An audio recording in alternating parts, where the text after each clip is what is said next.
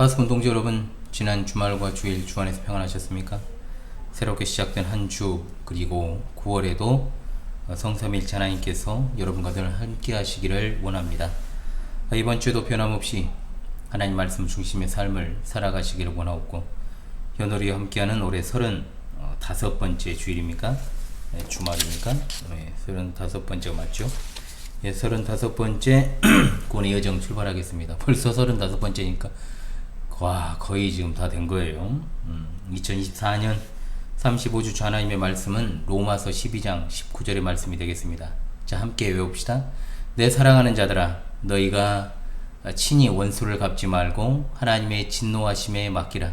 기록하였으되 원수 갚는 것이 내게 있으니 내가 갚으리라고 주께서 말씀하시니라.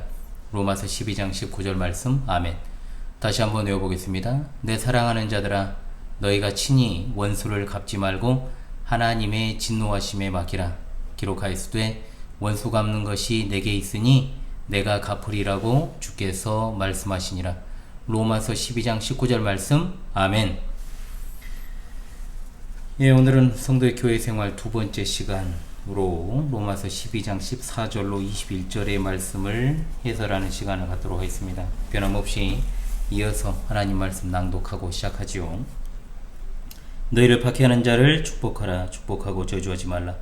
즐거워하는 자들과 함께 즐거워하고 우는 자들과 함께 울라. 서로 마음을 같이하며 높은 데 마음을 두지 말고 도리어 낮은 데 처하며 스스로 지혜 있는 체 하지 말라. 아무에게도 악을 악으로 갚지 말고 모든 사람 앞에서 선한 일을 도모하라. 할 수 있거든 너희로서는 모든 사람과 더불어 화목하라. 내 사랑하는 자들아, 너희가 친히 원수를 갚지 말고 하나님의 진노하심에 맡기라. 기록되었으되 원수 갚는 것이 내게 있으니 내가 갚으리라고 주께서 말씀하시니라. 내 원수가 줄이거든 먹이고 목마르거든 마시게 하라. 그리함으로 내가 숯불을 그 머리에 쌓아 놓으리라. 악에게 지지 말고 선으로 악을 이기라. 아멘. 예, 지난주에는 한 주간 계속해서 이제 잡음이 좀 화요일 영상부터 계속 돼가지고 제가 혹시나 몰라가지고 이번 주 녹화에서는 아예 에어컨을 다 꺼버렸습니다. 그리고 선풍기를 이제 켜놓고 한번 보고 있는데 뭐 다른 잡음이 없기를 바라면서요. 예, 로마서 12장부터는 이제 기독교인의 생활에 대한 적용들이 나온다고 했습니다.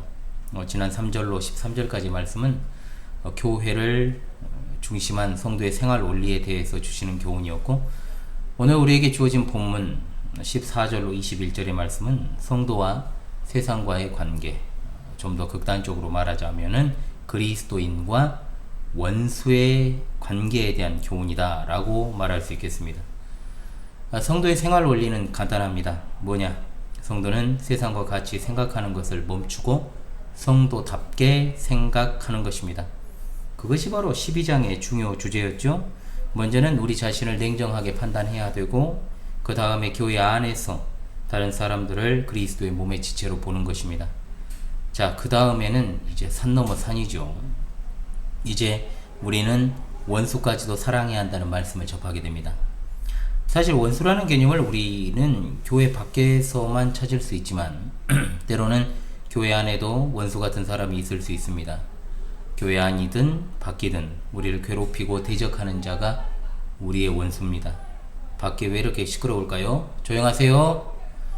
이런 원수를 어떻게 대해야 하는가는 실제 생활에서 참으로 자주 부딪히는 중요한 문제이기도 합니다.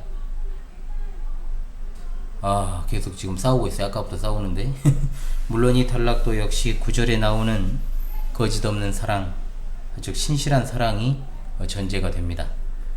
자, 첫째로 너희를 박해하는 자를 축복하라.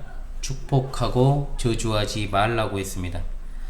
자, 자신을 박해하는 자들을 축복한다는 것보다 더 거짓 없는 사랑을 표현하는 방식은 없습니다. 축복의 반대가 저주입니다. 지지난 시간에도 저주에 대해서 말씀을 드렸습니다만 저주는 우리가 하는 것이 아닙니다. 그러나 박해자에 대한 세상의 반응은 저주하는 거죠. 그것이 사실 가장 자연스러운 모습입니다. 두고 보자. 반드시 너를 내가 응징하고야 말겠다. 일을 가는 것이 사실은 당한 사람의 입장에서 당연한 모습입니다. 그러나 하나님께서는 저주하지 말라고 하셨을 뿐 아니라 오히려 축복하라고 말씀하고 있죠. 날도 더운데 왜 저럴까요? 우리 주님은 말씀하시기를 너희 원수를 사랑하며 너희를 핍박하는 자를 위하여 기도하라 하셨고, 또한 너희 원수를 사랑하며 너희를 미워하는 자를 선대하며 너희를 저주하는 자를 위하여 축복하며 너희를 모욕하는 자를 위하여 기도하라 하셨습니다. 주차 문제가 아닐까 싶기도 하고요. 참 어려운 문제죠. 바울 사도는 이러한 주님의 가르침을 결합하여 성령의 교화심에 따라서 기록했습니다. 자, 말이 쉽지 이게 가능합니까? 정말 어려운 일입니다. 그러면 적당히 하면 될까요? 그렇지 않습니다. 초대교회 성도들은 이 덕목이 너무나도 자연스러운 것이었습니다. 먼저는 기독교가 욕을 먹고 박해를 받는 성경적인 이유는 무엇인가? 세 가지입니다. 자, 이 세 가지를 먼저 짚고 넘어가도록 하겠습니다. 첫째, 그리스도인은 세상에 속한 자들이 아니기 때문에 세상이 미워합니다. 세상은 자기를 좋아하는 사람을 좋아하기 때문에 세상의 모양과 일치하지 않고 다른 사람은 자, 어떻게 됩니까? 고통을 당하게 되어 있죠. 생각해 보십시오. 기본적으로 세상을 닮은 사람들의 행태가 이렇다면 예수님께서 세상에서 불러낸 사람들과 그들의 사고방식은 얼마나 더 달라야 되겠습니까? 자, 그래서 성경은 그들을 가리켜서 그리스도 안에 있는 새로운 피조물이라 부르고 있죠. 참된 그리스도인은 정말로 다릅니다. 그래서 세상은 그들을 미워하고 공개적으로 교활한 방법으로 그렇게 박해를 하는 거죠. 두 번째, 그리스도인은 세상에서 택함받았기 때문에 박해를 받습니다. 선택의 교리보다 세상의 핍박을 더 많이 받는 기독교 신앙 교리가 없습니다. 또 그리고 교회 내에 있는, 교회라 이름하는 곳 안에 있는 이상한 자들, 소위 격가지 같은 자들은 또 선택 교리를 인정하지 않죠. 예수님께서 이것을 가르치셨기 때문에 사람들은 이 교리를 미워하고 또 심지어 그분을 죽이려는 시도로 응답을 하는 겁니다. 사람들은 지금도 하나님의 선택의 작정을 미워합니다. 그리고 만일 우리 교리를 믿고 또한 공개적으로 가르치면 세상은 기독교에 대해서 편협한 꼴통이라고 미워하게 될 것입니다. 미워하고 있죠. 그리고 그것이 매우 자연스러운 반응이라는 거죠. 세 번째, 그리스도인은 예수님과 같은 신분이기 때문에 세상으로부터 박해를 받습니다. 자, 예수님은 하나님이십니다. 불신자들은 하나님을 미워하기 때문에 하나님께 대한 그들의 증오를 하나님을 믿는 그리스도인에게 발산시키는 겁니다. 그러므로 우리가 잘 깨달아야 될 게 있죠. 그리스도인을 향한 모든 미움의 화살은 결국 누구를 향한 것인가? 예수 그리스도를 미워하기 때문이요. 우리가 그리스도를 따르는 자요. 세상의 기준과 표준을 거슬러서 그분의 편에 서 있기 때문에 미움당하는 겁니다. 자, 그러면 한번 우리가 현대 기독교를 한번 떠올려 보십시다. 기독교가 물론 욕은 먹습니다. 많이 먹습니다. 그런데 욕 먹는 이유가 좀 다릅니다. 왜 욕을 먹습니까? 첫 번째, 교회 다니는 곁가지 신자들이 비종교인들보다 못한 도덕성을 가지고 있기 때문에 욕 먹습니다. 두 번째, 세상이 하는 더러운 행위를 교회가 똑같이 하고 있기 때문에 욕 먹습니다. 세 번째, 첫째와 둘째 복합입니다. 자기들에 비해서 전혀 나을 것이 없는데 자신들만 구원받는다고 하니까 이중적으로 더 2배로 욕먹습니다. 우리가 영적인 이유를 제외하고요, 현실적으로 기독교가 박해를 받는 직접적으로요 어떤 시대 그리고 나라 우리가 살고 있는 건 아닙니다. 물론 박해의 시기는 금방 도래할 것이고 그러한 모습들이 조금씩 여기저기에서 드러나고 있는 시대입니다. 초대교회 성도들은 유대인들에게 그리고 로마인들에게 참으로 견딜 수 없이 핍박과 박해와 조롱을 받았지만 그들과 똑같은 행위로 보복하고 그에 대해서 저주하는 일을 하진 않았습니다. 만약에 똑같이 당한 대로 돌려주었다면 기독교와 세상은 어떻게 되었겠습니까? 구별점이 없어지게 됩니다. 그런데 문제는 현대 기독교의 상당 부분의 문제가 세상과 스스로 구별점이 없게 진행되고 있다는 것. 이미 그리스도인이 세상으로부터 미움받는 기본적 이유 3가지, 그리고 추가적으로 도덕 윤리적 문제가 불거지기 때문에 모든 종교와 사회를 통틀어서 일이란 잘못을 범했을 때 기독교는 그것을 100배, 1000배로 커질 수밖에 없는 거죠. 우리 하나님께서 이런 성품을 우리에게 가질 것을 말씀하시는 이유는 우리가 경건하지 않은 세상 사람들과 구별되기를 원하시기 때문입니다. 비록 불완전하지만 그래도 하나님의 말씀에 뜻대로 순종하고자 하는 자들에게 힘을 주십니다. 그래서 우리는 항상 기도하는 것이 중요합니다. 그러나 이 뜻대로 전혀 순종하고자 하지 않는 이들은 절대로 하나님께서 자신이 하나님의 자녀다, 그리스도인이다 라고 자랑하고 다닐 수가 없죠. 보복하지 않는다고 해서 우리가 하나님의 뜻을 순종한 것입니까? 우리가 똑같이 갚아주지 않더라도 마음속으로는 너 어떻게 되나 보자, 진짜 너는 천년만년 살 것 같으냐? 이렇게 어떤 다른 경로를 통해서라도 벌을 받기 바라는 심정에 사로잡힌 그 마음 전혀 성경적으로 지지될 수 없다는 거죠. 자기에게 해를 입은 사람에게 선을 베풀고 축복하고 싶어하는 사람은 아마 10,000명에 1명도 찾아보기가 어려울 겁니다. 그러나 우리 하나님께서는 우리 손으로 잘못을 하지 말라 명령하심과 동시에 우리 마음 가운데 있는 쓰디쓴 그 감정도 가라앉히라고 말씀하고 계시죠. 또한 우리에게 해를 입혀 힘들게 하는 자들을 위해 기도하고 용서를 구하는 것, 이것은 절대로 우리 인간 본연의 이 본성으로 되는 것이 아니고 오직 성령 안에서 된 이름을 기억하며 늘 말씀과 기도로 깨어있으라고 명령하십니다. 마태복음 5장 43절로 48절에 또 내 이웃을 사랑하고 내 원수를 미워하라 하였다는 것을 너희가 들었으나 난 너희에게 이르노니 너희 원수를 사랑하며 너희를 박해하는 자를 위하여 기도하라. 이같이 한즉 하늘에 계신 너희 아버지의 아들이 되리니 하나님의 그 해를 악인과 선인에게 비추시며 비를 의로운 자와 불의한 자에게 내려주심이라. 너희가 너희를 사랑하는 자를 사랑하면 무슨 상이 있으리요? 세리도 이같이 아니하느냐? 또 너희가 너희 형제에게만 무난하면 나보다 더하는 것이 무엇이냐? 이방인들도 이같이 아니하느냐? 그러므로 하늘에 계신 너희 아버지의 온전하신 같이 너희도 온전하라. 아멘. 우리가 세상과 다르다라는 것을 어디서 발견합니까? 마땅히 용서할 조건이 갖춰져 있을 때 용서하는 건 불신자들도 다 한다는 것이죠. 그러나 용서하고 그를 축복하는 것은 오직 성도만 할 수 있다는 겁니다. 왜? 우리는 그리스도 안에서 새로운 피조물이요 하나님의 선하시고 기뻐하시고 온전하신 뜻을 분별하는 참 성도들이기 때문입니다. 아멘. 두 번째 권면입니다. 즐거워하는 자들과 함께 즐거워하고 우는 자들과 함께 울라. 아멘. 자, 여기 1차적 대상 교회 안의 성도를 가리키고 있습니다. 대상이 바뀐다 해서 혼란스러워할 필요는 없습니다. 로마 교회 내에 있는 성도들이 직면한 상황에 대해서 권면하는 것이기 때문이죠. 또한 이것은 그리스도인 뿐만 아니라 원수들에게도 적용되는 겁니다. 박해받고 어려운 상황 속에서도 힘을 낼 수 있는 건 교회 내 지체들 간에 서로 기쁨과 슬픔을 나누는 것이 참으로 큰 힘이 되기 때문입니다. 사실 초대교회 성도들에게 있어 삶은 기쁨보다는 슬픈 일이 너무나도 많았습니다. 그러므로 이 권면의 핵심은 무엇입니까? 우리 상황이 어떻든지 간에 교회 안에서 서로 마음을 공감해야 된다. 더 정확히 말하면 서로 간에 감정이입하여 살아가야 된다. 역경 중에 있는 자와 함께 슬퍼하고 형통함 가운데 있는 자와 함께 즐거워하는 자세가 필요합니다. 사돈이 땅을 사면 배가 아픈 일이 없어야 되는 것이 교회입니다. 그것은 이미 탐욕과 시기가 그 안에 들어와 있다는 것이요, 우리가 아닌 남이라는 개념으로 누군가를 보는 것이기 때문입니다. 또한 교회 내에서 누군가 아픔과 슬픔을 당했을 때 같이 슬퍼하는 것, 이게 참 쉬운 것 같으면서도 쉽지 않은 일이죠.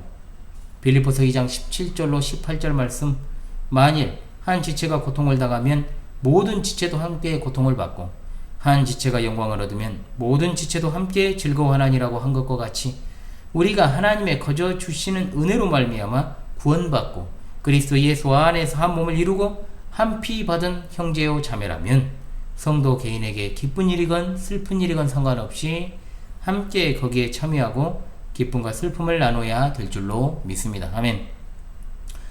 우리 교회가 진정으로 이런 교회, 우리 광주 신실한 교회, 이런 교회 되기를 소망합니다. 하늘가족이라는 말을 자주 씁니다. 영적인 친족을 말하는 것이죠. 지상의 어떤 관계도 뛰어넘는 관계입니다. 그러나 현대 신자들은 너무나도 교회에 대한 의식이 박약합니다. 이기적이기도 짝이 없습니다. 그러니까 사실 어떤 성별의 문제 때문에 교회를 선택하고자 하는 이들이 많은 시대를 살아가고 있죠. 그러나 자칫 우리가 교회를 선택한다라고 하는 것이 개인의 어떤 이기적인 어떤 욕망에서 욕망의 발로라고 한다라고 하면 진짜 우리가 그것조차도 좀 조심해야 될 필요가 있다는 겁니다. 자, 그렇지 않습니까? 하나님께서 은혜롭게 인도하신 것이 아니라 진정으로 내가 어떤 큰 차원에서 어떤 대외적인 어떤 그런 대의적인 측면에서 이러이러한 교회를 내가 성별하고 구별하는 것은 분명히 마땅한 일입니다만은 그렇지 않고 교회에 대한 의식 자체가 어떤 그리스도의 몸된 교회에 내가 소속되어 있다는 그런 것들이 많이 희석되어 버리고 박약해진 시대를 살아가고 있지 않습니까? 그만큼 또 혼탁해진 시대이긴 합니다만은 참으로 이기적인 태도가 될 수 있다는 것, 개인의 욕망의 발현일 수 있다는 것을 우리가 좀 주의해야 될 필요가 있다. 하나님으로부터 선택받은 택자들의 무리라는 은혜의 개념보다 세상 관계의 연장에서의 교회를 선택하는 아주 정말로 미성숙한 자들도 있죠. 또 교회를 갖다가 내가 속해 있는 모든 것들 가운데서도 특히 특별하게 생각한다고 해도 그것을 갖다가 어떤 자신의 마음의 안식과 영적인 평안과 또 그리고 위로를 위한 어떤 종교활동적 측면에서 생각하는 이들이 실제로 있다는 거죠. 그랬을 때는 어떻습니까? 하늘가족, 영적 친족이라는 개념이 또 자신의 현실적인 이익과 부합하지 않을 때 또는 교회가 자기의 위로가 되지 않고 오히려 자기 위로를 깨뜨릴 때 그냥 팽개쳐버리는 진짜로 이렇게 표현하고 싶습니다. 그따위 행동들을 하고 있다는 거죠. 얼마나 무섭고 끔찍한 일인지 모릅니다. 왜냐하면 그런 사람들은 그리스도 안에서 새로운 피조물이라는 것이 무엇인지를 모르는 사람들이기 때문이죠. 아무쪼록 바라옵건대 저는 기본적으로 광주 신실한 교회를 담임하고 있는 목사이기 때문에 본 교회인 광주 신실한 교회 성도들에 대해서 먼저 말한다면 서로에 대한 신실한 사랑으로 뭉쳐지는 참으로 끈끈한 그리스도의 지체들이 되어서 함께 동고동락하고 우애있게 영원한 생명의 교제를 나누며 겸손으로 무장하고 이미 말씀한 것처럼 나눠주신 믿음의 분량대로 지혜롭게 생각해야 될 줄로 믿습니다. 파수꾼 동질도 마찬가지의 원리로 보평교회의 동지로서 그렇게 살아가셔야 될 줄로 믿습니다. 아멘.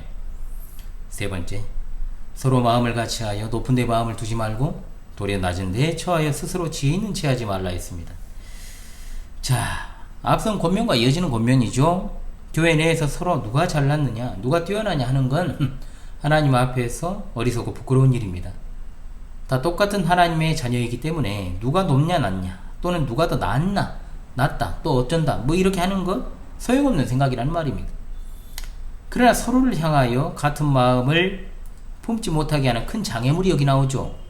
바로 높은 데 마음을 두는 자의 태도입니다. 교회에 필요 없는 것이 바로 야망과 자만심 아니겠습니까? 교회 직분도 마찬가지입니다. 교회 직분은 감투가 아닙니다. 계급이 아닙니다. 다른 어떤 성도들의 덕을 세우기 위해서 더욱 낮아지는 것이 직분 아닙니까?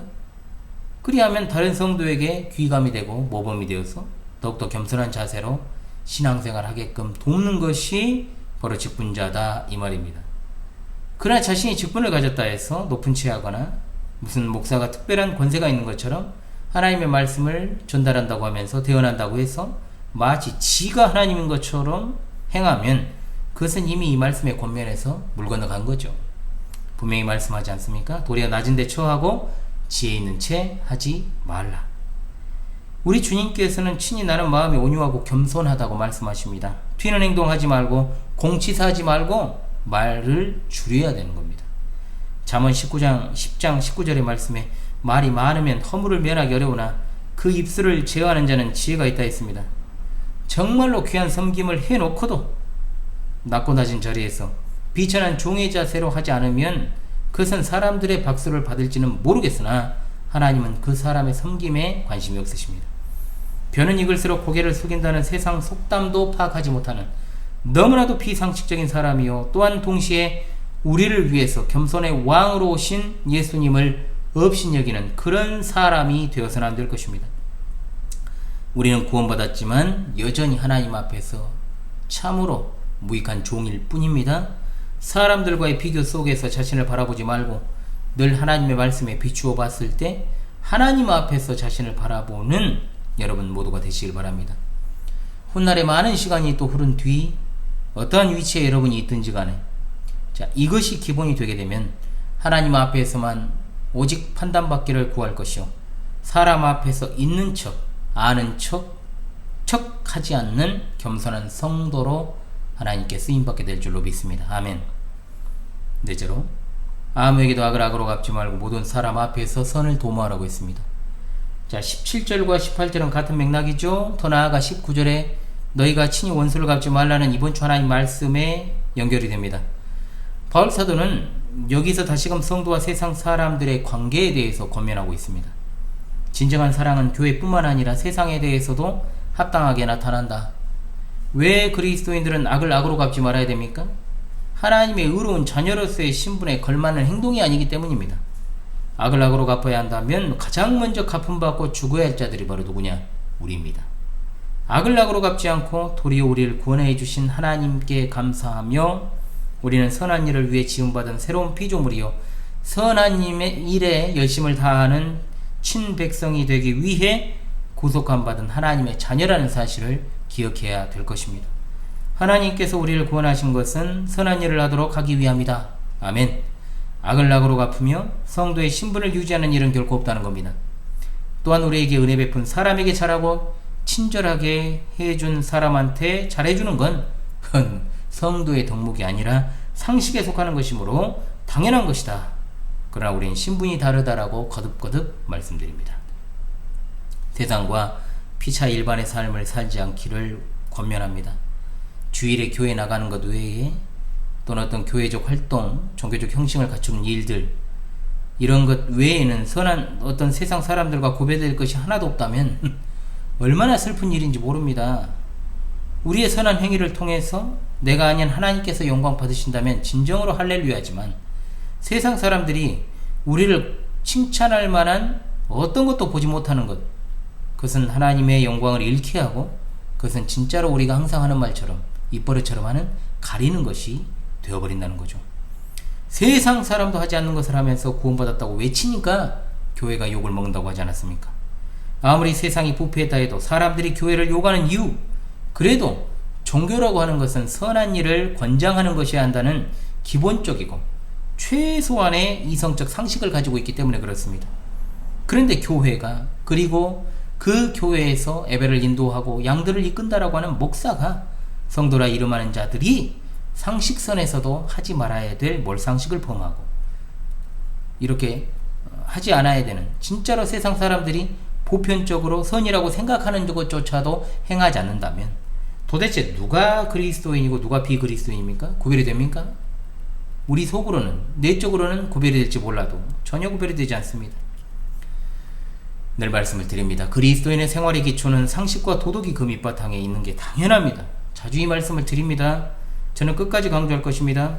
그리스도인이기 이전에, 교회 다니는 사람이다라고 말하기 이전에 말도 잘 안 하지만 먼저 사람이 돼야 된다. 사람이 돼야 됩니다. 뭔 말이냐? 쉽게 우리 주신 말씀 가지고 적용하지요. 나한테 잘해주는 사람한테 잘하는 것은 상식입니까? 아니면 크나큰 선을 행한 것입니까? 상식입니다. 내가 소속된 교회를 섬기고 목사의 바른 지시에 따르는 것, 합법적인 지시에 따르는 것은 상식입니까? 아니면 교회가 목사에게 크나큰 호의를 베푼 것입니까? 상식입니다. 나를 낳아주신 부모님에게 잘하는 것은 상식입니까? 아니면 큰 선을 행하는 것입니까? 이것도 상식입니다.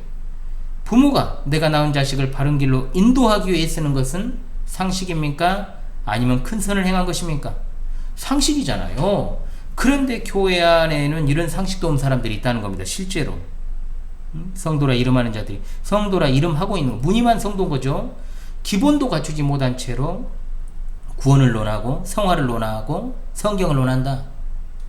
목사를 예로 든다면 목사가 되기 이전에 좀 사람이 돼야 된다 이 말이죠. 사람 같지도 않은 것들이 목사라 이름하고 중직자라 이름하고 성도란 이름 갖고 있으니 말과 행동이 따로 놀고 있으니 지탄 받는 게 당연합니다. 우리 파수꾼 동지 여러분이시오, 상식과 도덕의 문제에서는 적어도 걸리지 마십시오. 세상 사람들에게 지탄받으면 안 됩니다. 세상뿐 아니에요.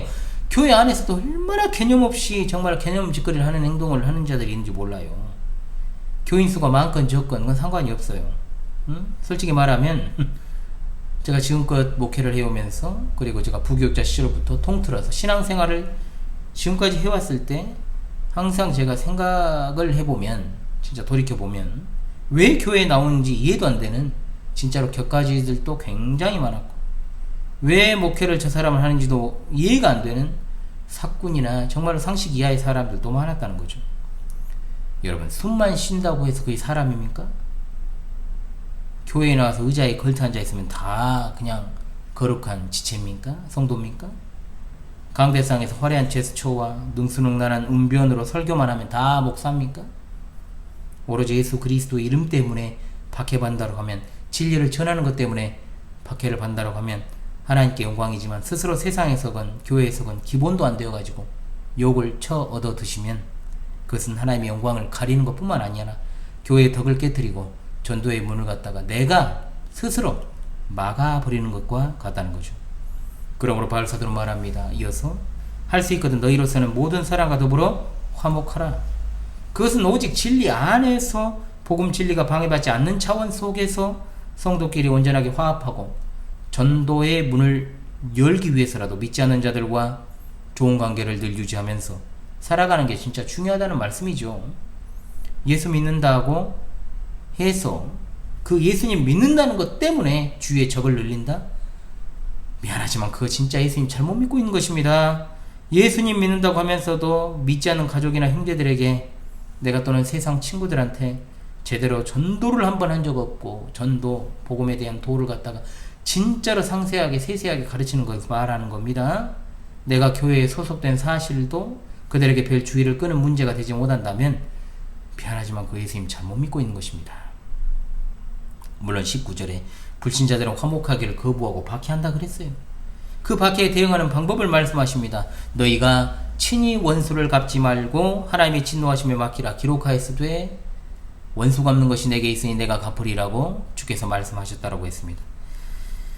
여러분, 가만히 있는데 뒤통수를 맞았다고 생각해 보십시오. 얼마나 분합니까? 어떻게든 때린 놈 찾아내가지고 정말로 소위 말해서 이제 가만 안 둬야죠. 진짜로. 더 심한 표현을 쓰려다가 제가 정지했습니다. 일반적인 생각이죠. 당해서 억울하고 분해하고 있는 자들에게 바울사도는 이렇게 부릅니다. 내 사랑하는 자들아, 내 사랑하는 자들아, 내 사랑하는 자들아. 거듭 말씀드립니다. 우리는 피조물이지 창조주가 아닙니다. 창조주가 아니라는 말은 우리가 심판자가 될 수 없다는 말과 같은 말이에요. 심판은 현세든 마지막 때든 하나님의 고유주권입니다. 그런데 내가 열을 받고 분냈다 해서 누군가를 스스로 심판하면 그것은 하나님에게서 그야말로 그 권세를 빼앗는 것과 같다는 거죠. 우리가 어떤 사적 제재에 대한 어떤 이런 논의들을 많이 하고 실제로 그런 주제와 관련된 드라마나 영화들이 많이 제작되고 하지 않습니까? 현실에서 어떤 법이 해주지 못하는 문제를 개인이 또는 어떤 개인이 스스로 결성한 단체가 그 일을 대신하는 일들이 굉장히 많은 사회적 이슈를 불러왔고, 또 그리고 그러한 소재로 드라마나 영화의 소재가 되기도 했습니다. 그러나 분명한 것은 우리가 그러한 것을 통해서 하나님의 주권을 생각하지 않으면 안 된다는 겁니다. 우리 원래 신분이 무엇인지를 생각하십시오. 하나님의 진노의 자녀요, 하나님의 심판의 대상이었다는 것을 잊지 마십시오.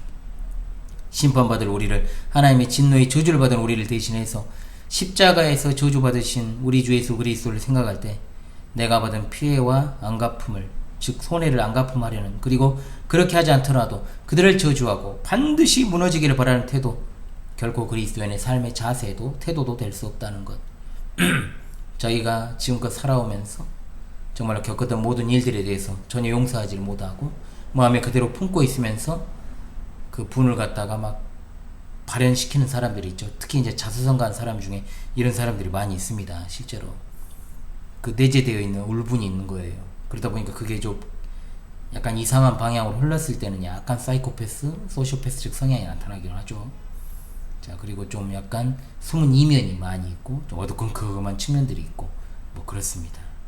그러니까 제가 전에도 봤을 때 목회자가 갑자기 성공을 하면 좀 이상해지더라고요. 진짜 그랬을 때는 정말 어려운 시절에 그 모든 것들이 정말 그럼에도 불구하고 하나님의 은혜였다 생각하면서 넘어가야 되는데, 그걸 갖다가 지금 성공의 어떤 과정에 있어서의 나를 연단시키는 그런 하나님의 섭리였다는 식으로 해석을 하기 시작하면 끝도 없는 거예요. 그러다 보니까 현실에서 굉장히 그릇된 어떤 자신의 야심과 욕망을 충족시키려는 목회적 형태로 나타나는 그런 제가 목사들을 많이 봤습니다. 그것도 사실은 굉장히 문제죠. 뭐 사회에서도 마찬가지입니다. 여러분, 요한계시록에서 하나님의 심판 생각해 보십시다. 성도들의 탄원에 대한 응답으로 오는 것이라 했습니다. 힘들고 어렵고 억울한 일을 당했을 때 다른 것이 아닌 하나님께 아뢰는 것이 중요하다. 시편을 우리가 함께하고 있지 않습니까? 마찬가지입니다. 인내로 기도하는 자는 하나님께서 보호자가 되어주시지만 그렇지 않고 말이나 행동으로 포복하는 자는 하나님의 보호하심을 받을 수 없습니다. 때를 기다려야 됩니다. 때를 기다려야 됩니다. 여러분이 사실상 다윗보다 더 공고합니까? 다윗은 이 원칙을 고수했습니다. 평생의 대적이었던 사울을 죽일 수 있는 기회가 있었음에도 불구하고 그는 원수를 끝까지 자기 손으로 갚지 않아서 결국 하나님께서 사울을 전장에서 심판하시는 장면을 보게 됩니다. 만일 그가 사울을 직접 손으로 죽였다면 그도 똑같은 악인일 뿐입니다. 그때는 하나님께서 정하시는 겁니다. 은혜 갚기는 빨리 하고 원수 갚는 것은 하나님께 맡기는 거룩한 지체들 다 되시기를 바랍니다. 아멘. 19절의 말씀을 어떻게 행할 수 있는지에 대해서 20절이 답을 주고 있습니다. 내 원수가 줄이거든 먹이고 목마르거든 마시게 하라. 그리함으로 내가 숯불을 그 머리에 쌓아 놓으리라. 이걸 갖다가 이제 미운 놈 떡 하나 더 준다는 식으로 오해하지 마시기 바랍니다. 여기 나오는 행위들은 진정한 친절을 베푸는 겁니다. 예수님께서는 말씀하십니다. 내 뺨을 치는 자에게 저 뺨도 돌려대며 내 겉옷을 빼앗는 자에게 속옷도 금하지 말라. 물은 내게 구하는 자에게 주라 그랬습니다. 그리고 상당히 어려운 대목이 나옵니다. 내가 숯불을 그 머리에 쌓아 놓으리라. 이 말이 무슨 뜻을 가지고 있는 것일까에 대한 상당히 많은 견해가 있습니다. 어떤 이들은 이것이 악인이 느끼는 수치심이라고 해석하기도 하고 또는 악인이 느끼는 마음의 변화를 상징하는 것이다 라고 보기도 하며 또는 하나님의 심판으로 보기도 합니다. 성경이 난해하다? 자, 그러면 가장 좋은 방법은 문맥으로 따지고 그리고 그대로 받아들이는 것입니다. 곧 우리가 우리를 괴롭히는 원수에게 계속해서 사랑을 베풀면 결국 그것이 숯불을 머리에 놓는 것이 된다는 뜻이죠. 즉 원수는 문맥적으로 봤을 때 회개를 안 합니다. 원수는 문맥적으로 회개를 안 해요. 여기서 그런데 우리가 상대방이 회개하고 돌아오기를 바라는 마음으로 기도하고 사랑을 베풀어서 그 사람이 돌아오면 좋은 것이지만 안 돌아온다고 해서 우리가 하나님을 안 믿을 거예요? 그것이 아니라 결국 우리의 그러한 선한 행동이 그 사람의 머리 위에 숯불, 즉 하나님의 진노의 심판을 쌓는 결과가 된다는 겁니다. 다윗과 사울을 예로 들지 않았습니까? 다윗이 사울을 선대한 것이 결국은 그가 나중에 더 크게 심판을 받기 바라는 마음에서 그렇게 한 게 아니라 그랬잖아요.